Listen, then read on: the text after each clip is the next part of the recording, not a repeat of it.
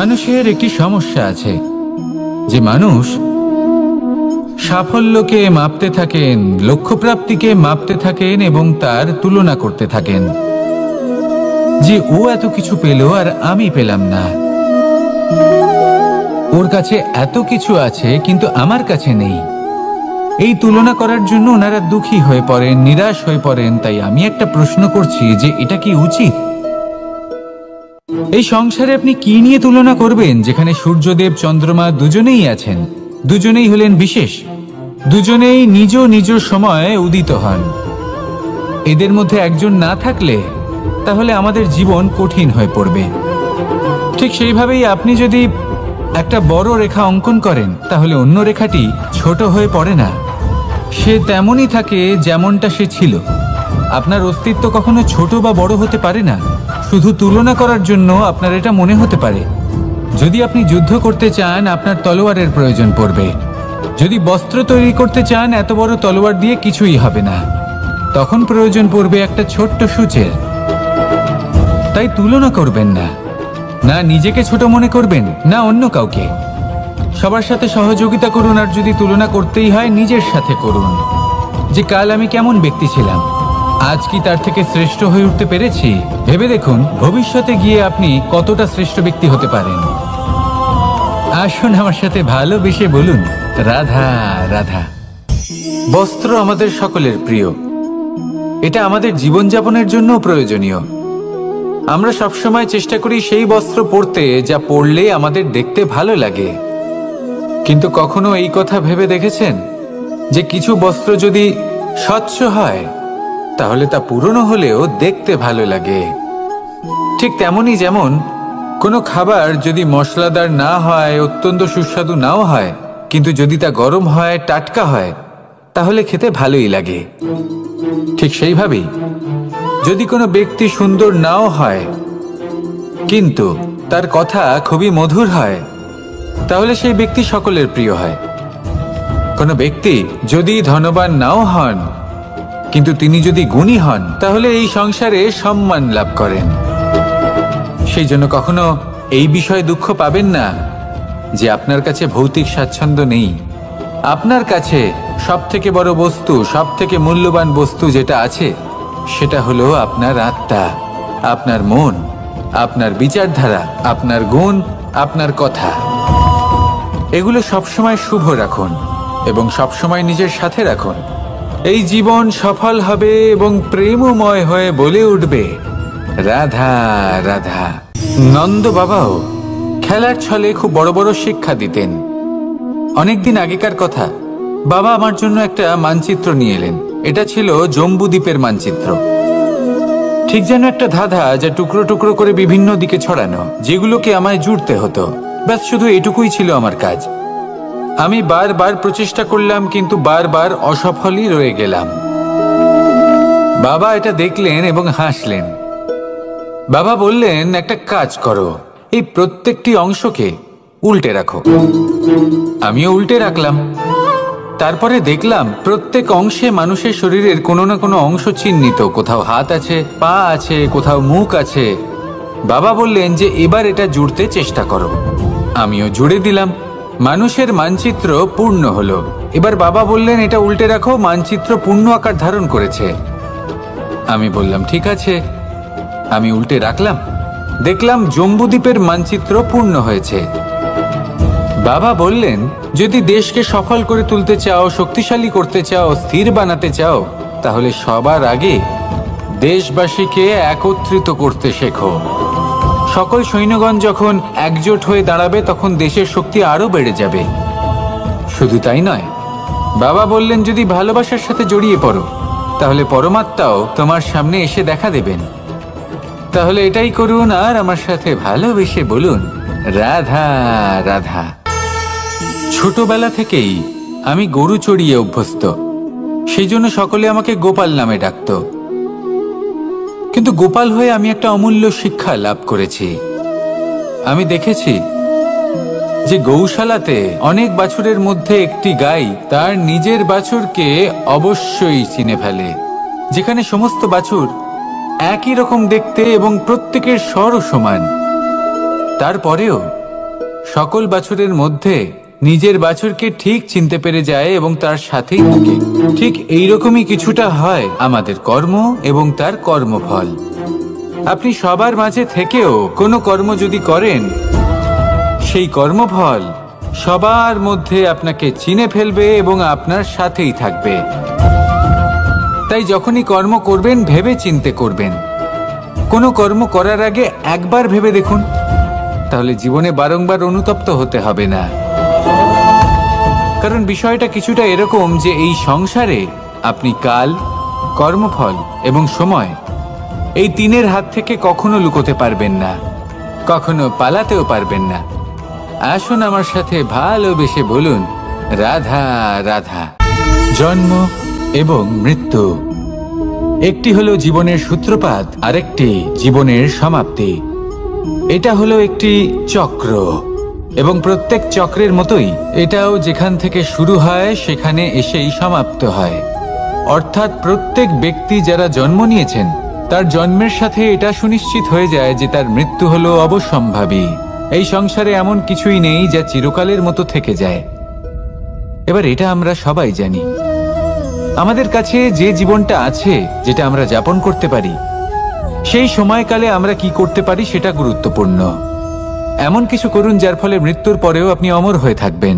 আমাদের কথা, আমাদের কর্ম এই সংসারে প্রেরণা প্রদান করতে পারে। আর যদি আমরা প্রেরণা নাও জোগাতে পারি, তাও এই সন্তোষ বোধ যেন থাকে যে আমরা আমাদের জীবন ব্যর্থ হতে দিইনি। এই জীবন যাপন করার ইচ্ছেতেই আমরা সময় ব্যর্থ করে দিই। আর এই জীবনকে যাপন করার সর্বশ্রেষ্ঠ উপায় হলো এটাই যে কখন আমাদের মৃত্যু হবে, কিভাবে আমাদের মৃত্যু হবে, এই চিন্তা ত্যাগ করে যেন আমরা বর্তমানে বেঁচে থাকি, আজকে বেঁচে থাকি, আজকে দাঁড়িয়ে কর্ম করি এবং আজ যে সংকট সামনে তার সম্মুখীন হই। ভবিষ্যতের পথ নিজে থেকেই উন্মুক্ত হবে। আপনার জীবনে অনেক বড় বড় বিপদরূপী পাথর আসবে। সেই পাথরগুলিকে এতটাই দুর্বল করে দিন যাতে সেই পথ আপনি অগ্রসর হওয়ার পরে আপনার পেছন পেছন যে সেই পথ দিয়ে আসবেন তিনিও যেন সহজেই পাথর চূর্ণ করে সামনে অগ্রসর হতে পারেন। মনে রাখবেন, আপনার প্রচেষ্টারও একটা মাহাত্ম্য আছে। যদি আপনি কোনো কেল্লার শিখরে পতাকা উত্তোলন নাও করতে পারেন, তাহলেও আপনার প্রচেষ্টার যে মাহাত্ম্য তা কখনো কমে যাবে না। সেই জন্য প্রচেষ্টা করতে থাকুন আর আমার সাথে ভালোবেসে বলুন, রাধা রাধা।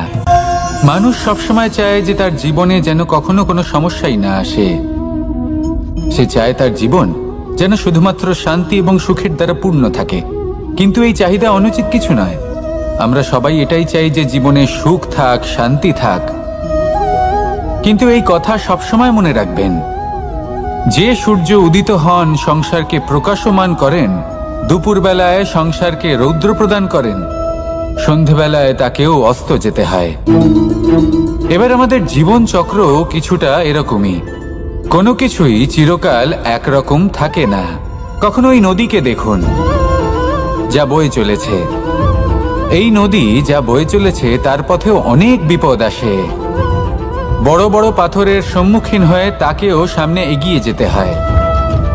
একটি পুকুর যা চারদিক থেকে ঘেরা, তার জীবনে কিন্তু কোনো সমস্যা নেই।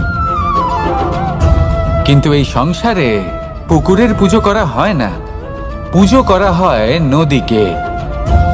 মনে রাখবেন, সমস্যার ঊর্ধ্বে তিনি উঠতে পারেন যিনি সমাধি লাভ করেছেন, যিনি এই সংসারেই নেই। যিনি এই সংসারে আছেন এবং জীবিত আছেন, তার জীবনের সমস্যা হলো শ্বাসবায়ুর মতোই গুরুত্বপূর্ণ। আসুন আমার সাথে ভালোবেসে বলুন, রাধা রাধা।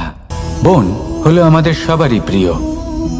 সেখানকার সৌন্দর্য, শান্তি, সেখানকার পরিবেশ আমাদের সকলের ভালো লাগে এবং সেখান থেকে আমরা কাঠ পাই, যা সংসারে আমাদের জীবনে আমাদের খুব সহায়ক হয়ে ওঠে। এর দ্বারা আমরা অনেক কিছুই প্রাপ্ত করতে পারি। অনেক বাদ্যযন্ত্র আমরা লাভ করতে পারি। এর অনেকভাবে প্রয়োগ সম্ভব। কিছু কাঠ অত্যন্ত সুগন্ধি হয় যা আমরা ঈশ্বরকে নিবেদন করি, যেমন চন্দন। এবার ভাবুন, একজন অসাবধানী ব্যক্তি, তার হাত থেকে ছোট্ট একটা আগুনের ফুলকি যদি সেখানে পড়ে, তাহলে তা সমগ্র বনকে ভস্ম করে দিতে পারে। আর যখন এই আগুন ছড়িয়ে পড়ে তখন তা কাউকে রেহাই দেয় না। অন্য বৃক্ষকে নয়, পাতাকে নয়, ফলকে নয়, কাঁটাকে নয়, কাউকে নয়, পথে যাকে পায় তাকেই ভস্ম করে দেয়। এই ছোট্ট আগুনের ফুলকি। কিন্তু এই ছোট্ট আগুনের ফুলকি সবার আগে কাকে ভস্ম করে? সেই সকল ছোট ছোট শুকনো পাতা, সেই ছোট ছোট গাছের ডাল। ঠিক সেইভাবেই আপনার জীবনে একজন খারাপ ব্যক্তি এসে হয়তো আপনার সমগ্র জীবন ধ্বংস করে দিতে পারে। আর আপনার এই জীবনে এই ছোট ছোট শুকনো পাতা এবং এই ছোট ছোট শুকনো কাঠ আপনার ছোট ছোট স্বার্থ। আপনার স্বার্থের দ্বারা এই অশুভ ব্যক্তি আপনার মনে অশুভ আবেগ বাড়িয়ে তুলবে এবং আস্তে আস্তে আপনার জীবন শেষ করে দিতে পারে। তাই মনে রাখবেন, এই জীবন অমূল্য। আপনি হলেন অমূল্য। এই জীবন যাপন করুন এবং এই জীবনের কাছে পৌঁছানোর দ্বার আর কোথাও নেই, আপনার কাছেই আছে। আপনার মনে, আপনার বিবেকে, আপনার দৃষ্টিভঙ্গিতে, আপনার ভাবনাতেই আছে। এই দ্বারকে খুলুন। জীবন সফল হবে আর ভালোবেসে বলবে, রাধা রাধা। কথায় আছে যে স্বপ্ন এবং লক্ষ্য হলো একটি মুদ্রারই দুটি দিক। যতক্ষণ না স্বপ্ন দেখছেন ততক্ষণ বুঝবেন কি করে আপনার লক্ষ্য কি? স্বপ্ন দেখে যদি নিজের লক্ষ্য বুঝতে পারেন, সেটা পেতে চান, তবেই সেটা লাভ করতে পারবেন। কিন্তু স্বপ্ন এবং লক্ষ্য, এই দুইয়ের মধ্যে একটা ভারসাম্য রয়েছে যেটা বজায় রাখা প্রয়োজনীয়। একে আমরা বলে থাকি পরিশ্রম। দেখুন, যদি আপনি স্বপ্ন দেখতে চান তাহলে পরিশ্রম ত্যাগ করে নিদ্রা লাভ প্রয়োজন। কিন্তু যদি আপনি লক্ষ্য লাভ করতে চান তাহলে আপনাকে নিদ্রা ত্যাগ করে পরিশ্রম করতে হবে। তাই আলস্য ত্যাগ করুন এবং সিদ্ধান্ত নিন যে আপনি কি চান। আপনার জীবনের এই তুলাদণ্ডে স্বপ্নের পাল্লা ভারী হওয়া প্রয়োজন নাকি লক্ষ্যের? আমার মতে এই দুইয়ের মধ্যে যদি ভারসাম্য বজায় রাখেন তবে পথ নিজে থেকেই সামনে আসবে। শুধু সেই পথে অগ্রসর হতে থাকুন এবং আমার সাথে ভালোবেসে বলুন, রাধা রাধা। আমরা সবাই জীবনে সুখ লাভ করতে চাই। শুধু জীবনে কেন, জীবনের পরেও আমরা সুখ লাভ করতে চাই। আমরা সকলে স্বর্গের কামনা করি। কিন্তু খুব সহজ একটা কথা, যদি আপনি স্বর্গ লাভ করতে চান তাহলে প্রথমে মৃত্যু লাভ করতে হবে। আপনি যদি প্রাণই না দেন তাহলে আপনি স্বর্গ লাভ কিভাবে করবেন, তাই না? শুধু এই ছোট্ট একটা বিষয় দ্বারা আমরা জীবনে অনেক কিছুই শিখতে পারি। যদি আপনার কোনো লক্ষ্য থাকে, কোনো মনোবাঞ্ছিত স্থান থাকে, কোনো বড় কাজ আপনি করতে চান, তাহলে সেই সবই হবে। কিন্তু শুধুমাত্র কামনা করলে হবে না, আপনাকে কর্ম করতে হবে। নিরন্তর প্রয়াস, পরিশ্রম, পথ খুঁজতে হবে, সামনে অগ্রসর হতে হবে। কখনো অসফল হলে তার কারণ খুঁজতে হবে, বিপদের সম্মুখীন হতে হবে, অন্তর থেকে নিজের শক্তি বাড়িয়ে তুলতে হবে। তবেই আপনি নিজের লক্ষ্য লাভ করতে পারবেন, মনোবাঞ্ছিত স্থান পাবেন। মহানদী গঙ্গা একটি বিন্দু দ্বারা শুরু হয়, ধীরে ধীরে অগ্রসর হয়।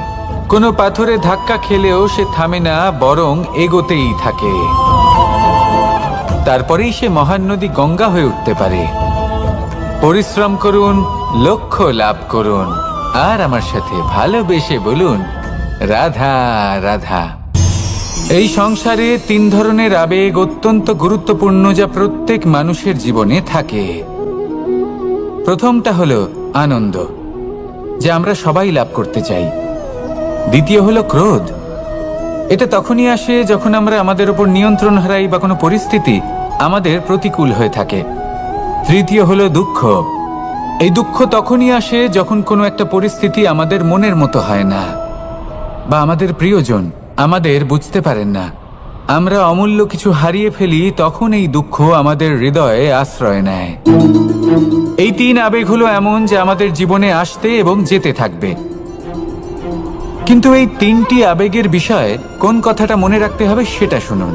যখনই আপনি আনন্দে থাকবেন, প্রতিশ্রুতি দেবেন না, কারণ যখন মানুষ আনন্দে থাকেন তখন তিনি নিজের বিবেক বোধ হারিয়ে ফেলেন। দ্বিতীয়ত, যখনই আপনি ক্রুদ্ধ হবেন, উত্তর দেবেন না, কারণ ক্রোধের বশে যে উত্তরই দেবেন সেটা শুভ হবে না।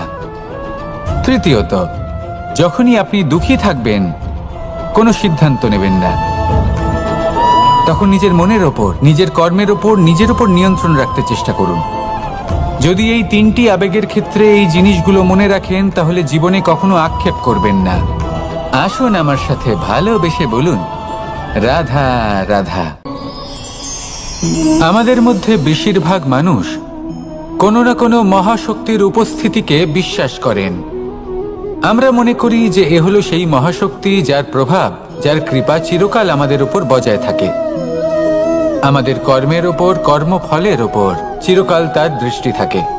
আমাদের মধ্যে কেউ একে ঈশ্বর মনে করেন, কেউ বা প্রকৃতি মনে করেন, বা কেউ কোনো গৃহপালিত পশুর মধ্যে মহাশক্তির দর্শন লাভ করেন, বা কেউ কোনো বস্তুর মধ্যে। প্রত্যেকের নিজস্ব বিশ্বাস আছে, কিন্তু সেই শক্তির থেকে আশীর্বাদ লাভের জন্য বা কোনো ইচ্ছে পূরণের জন্য আমরা কখনো না কখনো মন্দিরে যাই। এই মন্দির শব্দের সূত্রপাত কিভাবে, আগে সেটা বুঝে নেওয়া যাক। মন্দির এই শব্দের আরম্ভ হলো মনের দ্বারা, কিন্তু বেশিরভাগ মানুষ যখনই মন্দিরে যান কোনো ইচ্ছে পূরণের জন্য বা ইচ্ছে পূরণ হওয়ার পরে ধন্যবাদ দেওয়ার জন্য, তখন তিনি শুধুমাত্র শারীরিকভাবে সেখানে উপস্থিত থাকেন। তার মন তো সাংসারিক কাজের মধ্যেই ঘোরাফেরা করতে থাকে, তাই না? তাহলে বলুন, এর অর্থ কি? যদি আপনি মন্দিরে নিজের মনকেই না নিয়ে যান, তাহলে তার কি লাভ হবে? মন্দিরে গিয়ে নিজের মনকে ঈশ্বরের চরণে পূর্ণরূপে সমর্পণ করুন। নিজের মন থেকে ঈশ্বরের আরাধনা করুন, আর এই মন থেকেই বলুন, রাধা রাধা। মানুষ শুধুমাত্র দুই ধরনের ব্যক্তির সামনেই নত হন। একজন হলেন তিনি যাকে তিনি সম্মান করেন, আর আরেকজন যাকে তিনি ভয় পান। এবার কোনো ব্যক্তি যদি আপনার সামনে নত হন, তাহলে তার পেছনের কারণ কি? আপনার প্রতি সম্মান নাকি আপনার প্রতি ভয়? সেটা আপনাকেই বুঝতে হবে। যদি আপনি এমন মনে করেন যে তাতে কি যায় আসে, ভয় হোক বা সম্মান, কেউ আমার সামনে নত তো হচ্ছেন, যদি এটা আপনার চিন্তা ভাবনা হয়, তাহলে আপনাকে মনে করিয়ে দিই, এই সময় বদলাতে বেশি সময় লাগে না। আজ যে ব্যক্তি আপনাকে দেখে ভয় পাচ্ছে, কাল এই ভয়ের সমাপ্তিও ঘটতে পারে। আবার এমনও হতে পারে যে তার কাছে অত্যধিক শক্তি চলে এলো। অনেক কিছুই হতে পারে। তাই মনে রাখবেন, যে মাথা ভয়ের কারণে নত হয় তা সময় এলে সবার আগে বিরোধিতা করতে পারে, আর যে মাথা সম্মানের কারণে নত হয় আপনার জন্য নিজের শিরচ্ছেদও সে করতে পারে। তাই সকলকে আপন করে নিন, কিন্তু ভয় প্রয়োগ করে নয়। কর্ম করুন এবং সম্মান অর্জন করুন। শুধু এটাই করুন, আর আমার সাথে ভালোবেসে বলুন, রাধা রাধা। সূচের শেষে একটি ছিদ্র থাকে, যার দ্বারা আমরা এই সুতো পরাতে পারি, আর তারপর সূচের সাহায্যে এই সুতো দিয়ে বস্ত্র সেলাই করা যায়। কিন্তু যদি সুতোটা সোজা করে ধরা না হয়, তাহলে সূচে কখনো এই সুতো পরানোই সম্ভব নয়। যদি এতে কোনো গিঁট পড়ে, তখন তা কখনোই এই ছিদ্র দ্বারা প্রবেশ করা সম্ভব নয়। ঠিক এইভাবেই যদি আপনি কারোর জীবনে প্রবেশ করতে চান, কারোর অন্তরে প্রবেশ করতে চান, তাহলে আপনাকেও সহজ থাকতে হবে। এতে কোনো গিঁট থাকলে চলবে না, অর্থাৎ মনে যাতে কোনো মালিন্য না থাকে, যেন কোনো কুচিন্তা না থাকে। যদি এসব থাকে, তাহলে আপনি কখনো কারোর জীবনে প্রবেশ করতে পারবেন না। আর যদি কোনোভাবে আপনি প্রবেশ করেও যান, তাহলে তার মনে ঘর করতে পারবেন না। নিজেকে এই সুতোর মতন করে তুলুন, সহজ। মনে যেন কোনো কুচিন্তা না থাকে, সবার প্রতি যেন সদ্ভাবনা থাকে, শুভ চিন্তা থাকে। এমনটা করতে থাকুন। এমন একটা দিন আসবে যেদিন এই সমস্ত সংসারের ব্যক্তির মনে আপনি বাস করবেন, আর তখন এই মন প্রসন্ন হয়ে বলবে, রাধা রাধা। সূর্য হলেন আমার অত্যন্ত প্রিয়। প্রতিদিন আমাকে নতুন শিক্ষা দিতে থাকেন। একবার সূর্যকে দেখুন, 4 প্রহর পর্যন্ত উনি অন্ধকার সহ্য করেন, তারপর আস্তে আস্তে উদিত হন। প্রথমে লাল, তারপর গেরুয়া, তারপর শ্বেত বর্ণ ধারণ করেন। আস্তে আস্তে আকাশে উদিত হন আর তারপর সমস্ত সংসারে প্রকাশমান হয়ে উঠবেন। এ হলো সূর্যের তপস্যা, তার ধৈর্য, তার প্রতীক্ষা, তার পরিশ্রম, যার ফলে উনি সংসারে সর্বোচ্চ স্থান অধিকার করেছেন। যদি আপনিও এই সংসারে সূর্যের মতোই মহান হয়ে উঠতে চান, সূর্যের মতো এই সংসারে সর্বোচ্চ স্থান অধিকার করতে চান, তাহলে আপনাকে সূর্যের মতোই তপস্যা করতে হবে, প্রতীক্ষা করতে হবে, ধৈর্য ধরতে হবে, পরিশ্রম করতে হবে। তবেই এই সংসারে আপনি সম্মান লাভ করবেন, যশ লাভ করবেন। আসুন আমার সাথে ভালোবেসে বলুন, রাধা রাধা। মানুষ বলে থাকেন যে জীবনে সময়ের পূর্বে এবং ভাগ্যের থেকে বেশি কিছুই পাওয়া যায় না। এটা যার যার নিজের বক্তব্য। আমি বলবো এই সময় আসলে কি? এই সময় হলো যাতে যুগ যুগান্তর নিহিত আছে, যার মধ্যে দিন আছে, মাস আছে, বছর আছে, ঠিক কিনা? বাস্তবে আপনার কাছে সময় কতটা আছে যা আপনি সদ্ব্যবহার করতে পারেন? তখন থেকে আছে যখন থেকে আপনি নিজেকে বুঝতে শুরু করেন। ততক্ষণ আছে যতক্ষণ না আপনি এই সংসার ছেড়ে চলে যাচ্ছেন। শুধু এটুকু সময় আছে আপনার কাছে। আর যদি ভাগ্যের কথা বলা হয়, তাহলে ভাগ্য হলো সেই পরিস্থিতি যখন মানুষ নিজেকে সময়ের হাতে সমর্পণ করে দেন, তাকে ভাগ্য বলে। অর্থাৎ আপনি জীবনে পরিশ্রম করেছেন, বিপদের সম্মুখীন হয়েছেন, সামনে এগিয়ে গেছেন, কোথাও পৌঁছে গেছেন, এবং তখন আপনার মনে হলো যে ব্যাস এখানেই থেমে যাওয়া উচিত। তাহলে সেটাই হবে আপনার ভাগ্য। যদি ভাগ্যের কথা বলা হয়, তাহলে বলবো সত্যবানের ভাগ্যে মৃত্যু লেখা ছিল, কিন্তু সাবিত্রীর কর্ম তাকে পুনর্জীবিত করে তুলেছিল। অর্থাৎ এই ভাগ্য বদল করা সম্ভব কর্ম এবং পরিশ্রমের দ্বারা।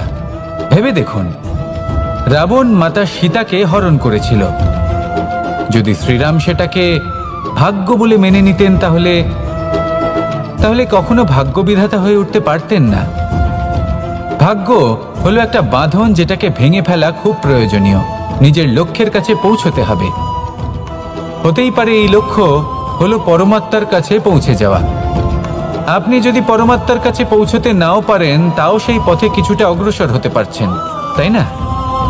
তাহলে ভাগ্যের এই বাঁধন ভেঙে ফেলুন, নিজের কর্মের দ্বারা নিজের প্রারব্ধ গড়ে তুলুন এবং আমার সাথে ভালোবেসে বলুন, রাধা রাধা। মানুষের একটি সমস্যা আছে যে মানুষ সাফল্যকে মাপতে থাকেন, লক্ষ্যপ্রাপ্তিকে মাপতে থাকেন এবং তার তুলনা করতে থাকেন যে ও এত কিছু পেল আর আমি পেলাম না, ওর কাছে এত কিছু আছে কিন্তু আমার কাছে নেই। এই তুলনা করার জন্য ওনারা দুঃখী হয়ে পড়েন, নিরাশ হয়ে পড়েন। তাই আমি একটা প্রশ্ন করছি যে এটা কি উচিত? এই সংসারে আপনি কি নিয়ে তুলনা করবেন, যেখানে সূর্যদেব চন্দ্রমা দুজনেই আছেন, দুজনেই হলেন বিশেষ, দুজনেই নিজ নিজ সময়ে উদিত হন।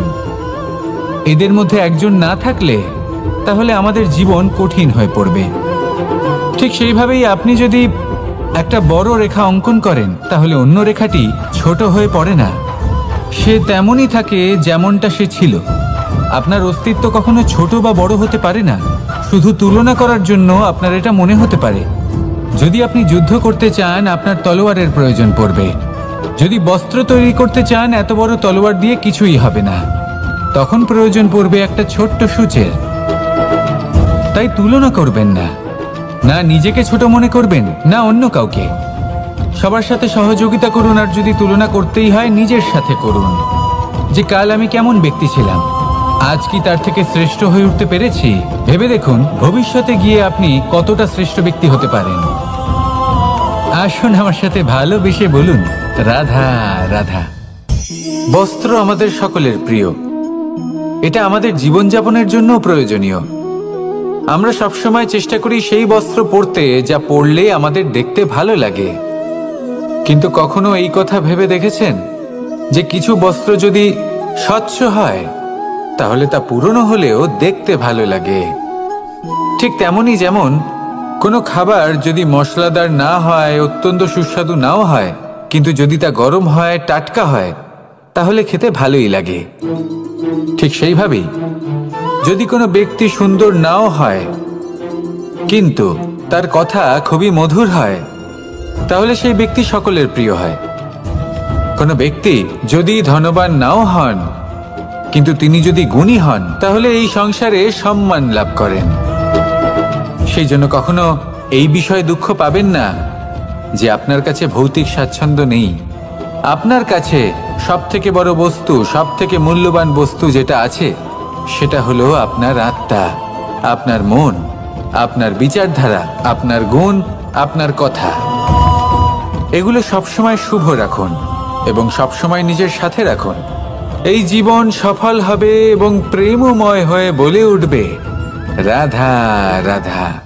নন্দ বাবাও খেলার ছলে খুব বড় বড় শিক্ষা দিতেন। অনেকদিন আগেকার কথা, বাবা আমার জন্য একটা মানচিত্র নিয়ে এলেন। এটা ছিল জম্বু দ্বীপের মানচিত্র। ঠিক যেন একটা ধাঁধা, যা টুকরো টুকরো করে বিভিন্ন দিকে ছড়ানো, যেগুলোকে আমায় জুড়তে হতো। ব্যাস শুধু এটুকুই ছিল আমার কাজ। আমি বারবার প্রচেষ্টা করলাম কিন্তু বারবার অসফলই রয়ে গেলাম। বাবা এটা দেখলেন এবং হাসলেন।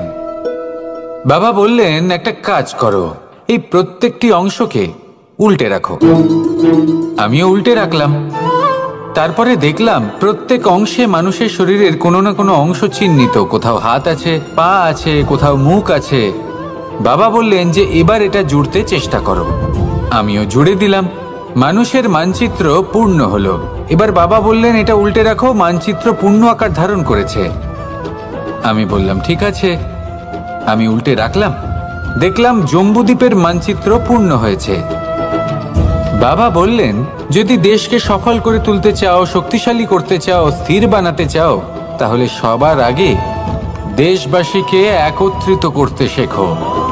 সকল সৈন্যগণ যখন একজোট হয়ে দাঁড়াবে তখন দেশের শক্তি আরো বেড়ে যাবে। শুধু তাই নয়, বাবা বললেন, যদি ভালোবাসার সাথে জড়িয়ে পড়ো তাহলে পরমাত্মাও তোমার সামনে এসে দেখা দেবেন।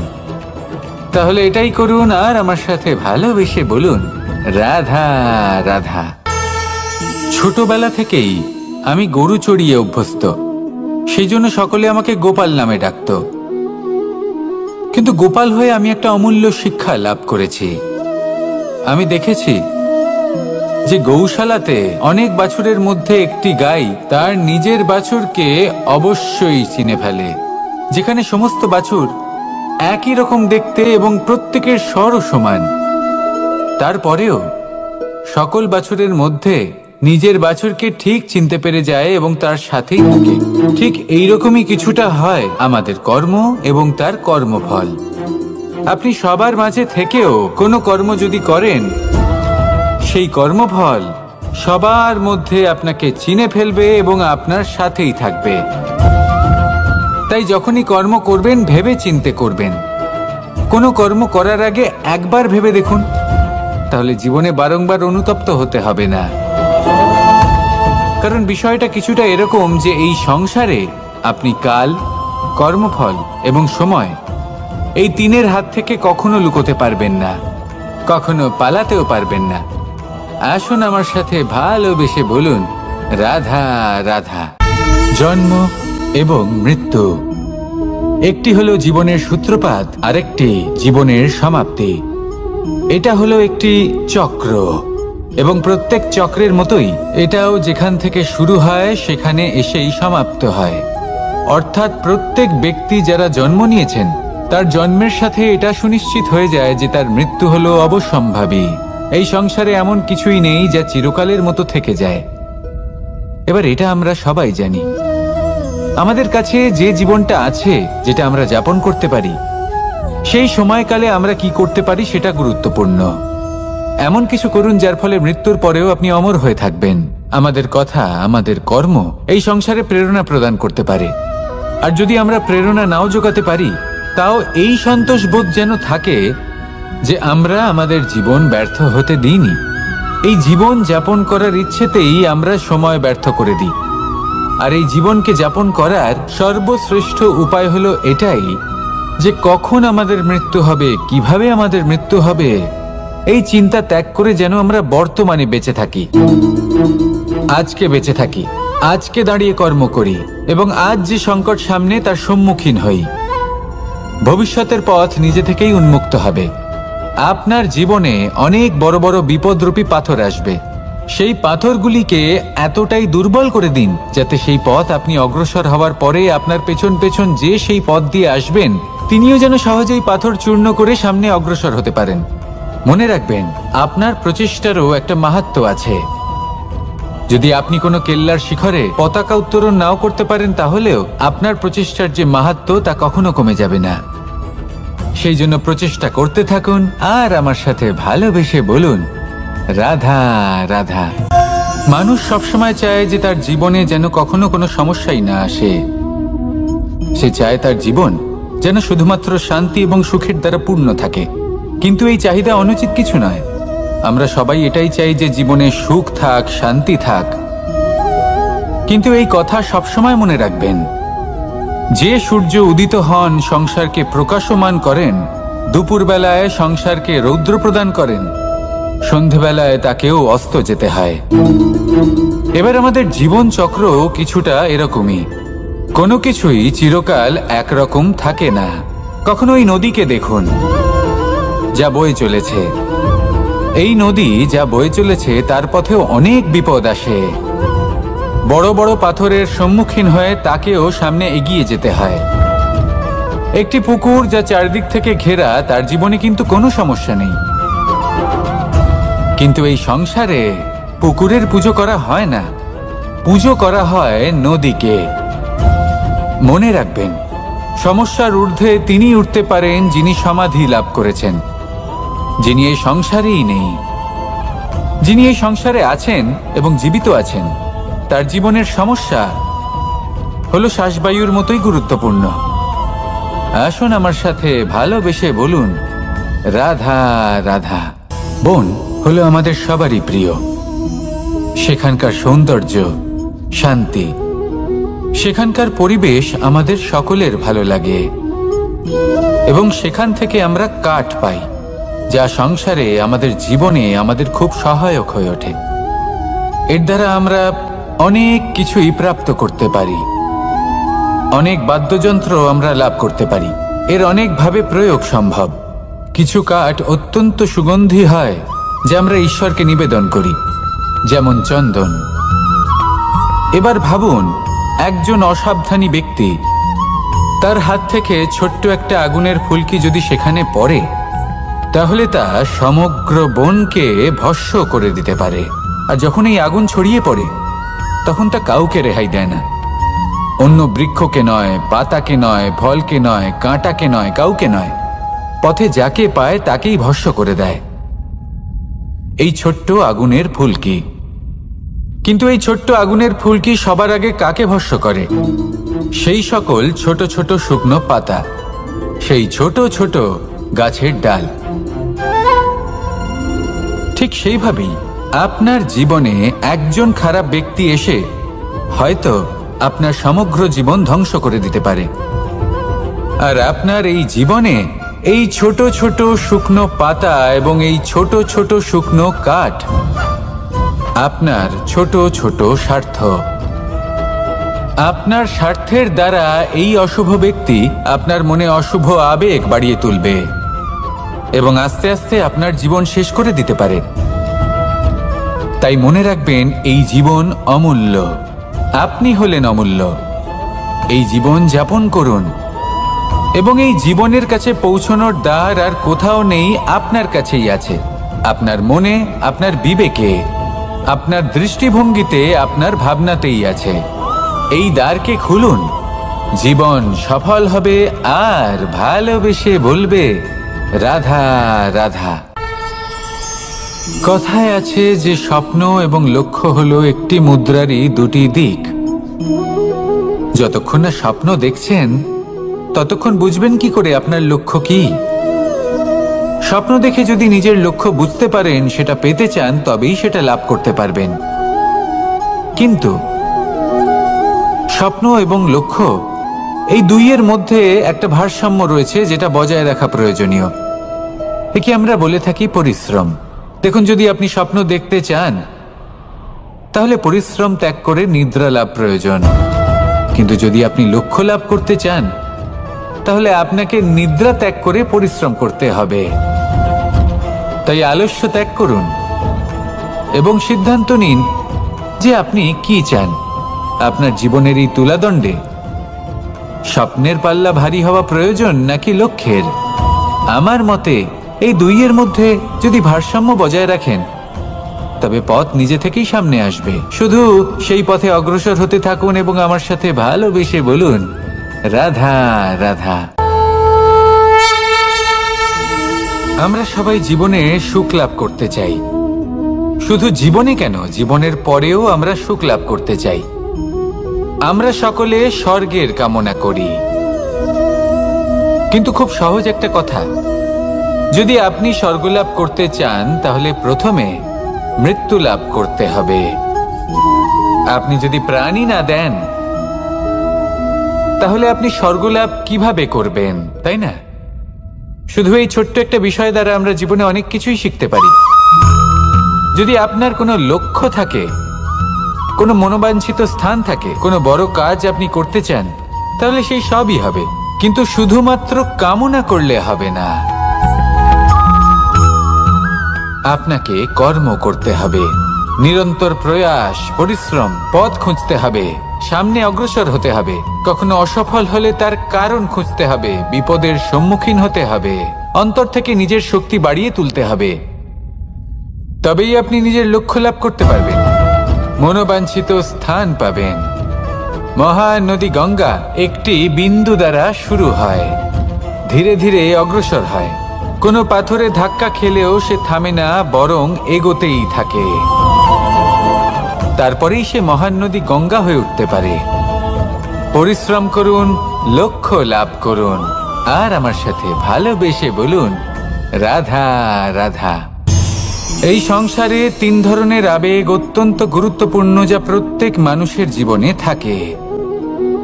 প্রথমটা হলো আনন্দ, যা আমরা সবাই লাভ করতে চাই।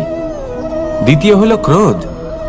এটা তখনই আসে যখন আমরা আমাদের উপর নিয়ন্ত্রণ হারাই বা কোনো পরিস্থিতি আমাদের প্রতিকূল হয়ে থাকে। তৃতীয় হলো দুঃখ। এই দুঃখ তখনই আসে যখন কোনো একটা পরিস্থিতি আমাদের মনের মতো হয় না, বা আমাদের প্রিয়জন আমাদের বুঝতে পারেন না, আমরা অমূল্য কিছু হারিয়ে ফেলি। তখন এই দুঃখ আমাদের হৃদয়ে আশ্রয় নেয়। এই তিন আবেগ হলো এমন যে আমাদের জীবনে আসতে এবং যেতে থাকবে। কিন্তু এই তিনটি আবেগের বিষয়ে কোন কথাটা মনে রাখতে হবে সেটা শুনুন। যখনই আপনি আনন্দে থাকবেন, প্রতিশ্রুতি দেবেন না, কারণ যখন মানুষ আনন্দে থাকেন তখন তিনি নিজের বিবেক বোধ হারিয়ে ফেলেন। দ্বিতীয়ত, যখনই আপনি ক্রুদ্ধ হবেন, উত্তর দেবেন না, কারণ ক্রোধের বশে যে উত্তরই দেবেন সেটা শুভ হবে না। তৃতীয়ত, যখনই আপনি দুঃখী থাকবেন, কোনো সিদ্ধান্ত নেবেন না, তখন নিজের মনের ওপর, নিজের কর্মের ওপর, নিজের উপর নিয়ন্ত্রণ রাখতে চেষ্টা করুন। যদি এই তিনটি আবেগের ক্ষেত্রে এই জিনিসগুলো মনে রাখেন তাহলে জীবনে কখনো আক্ষেপ করবেন না। আসুন আমার সাথে ভালোবেসে বলুন, রাধা রাধা। আমাদের মধ্যে বেশিরভাগ মানুষ কোনো না কোনো মহাশক্তির উপস্থিতিকে বিশ্বাস করেন। আমরা মনে করি যে এ হলো সেই মহাশক্তি যার প্রভাব, যার কৃপা চিরকাল আমাদের উপর বজায় থাকে। আমাদের কর্মের ওপর, কর্মফলের ওপর চিরকাল তার দৃষ্টি থাকে। আমাদের মধ্যে কেউ একে ঈশ্বর মনে করেন, কেউ বা প্রকৃতি মনে করেন, বা কেউ কোনো গৃহপালিত পশুর মধ্যে মহাশক্তির দর্শন লাভ করেন, বা কেউ কোনো বস্তুর মধ্যে। প্রত্যেকের নিজস্ব বিশ্বাস আছে, কিন্তু সেই শক্তির থেকে আশীর্বাদ লাভের জন্য বা কোনো ইচ্ছে পূরণের জন্য আমরা কখনো না কখনো মন্দিরে যাই। এই মন্দির শব্দের সূত্রপাত কিভাবে, আগে সেটা বুঝে নেওয়া যাক। মন্দির এই শব্দের আরম্ভ হলো মনের দ্বারা, কিন্তু বেশিরভাগ মানুষ যখনই মন্দিরে যান কোনো ইচ্ছে পূরণের জন্য বা ইচ্ছে পূরণ হওয়ার পরে ধন্যবাদ দেওয়ার জন্য, তখন তিনি শুধুমাত্র শারীরিকভাবে সেখানে উপস্থিত থাকেন, তার মন তো সাংসারিক কাজের মধ্যেই ঘোরাফেরা করতে থাকে, তাই না? তাহলে বলুন, এর অর্থ কি? যদি আপনি মন্দিরে নিজের মনকেই না নিয়ে যান, তাহলে তার কি লাভ হবে? মন্দিরে গিয়ে নিজের মনকে ঈশ্বরের চরণে পূর্ণরূপে সমর্পণ করুন। নিজের মন থেকে ঈশ্বরের আরাধনা করুন, আর এই মন থেকেই বলুন, রাধা রাধা।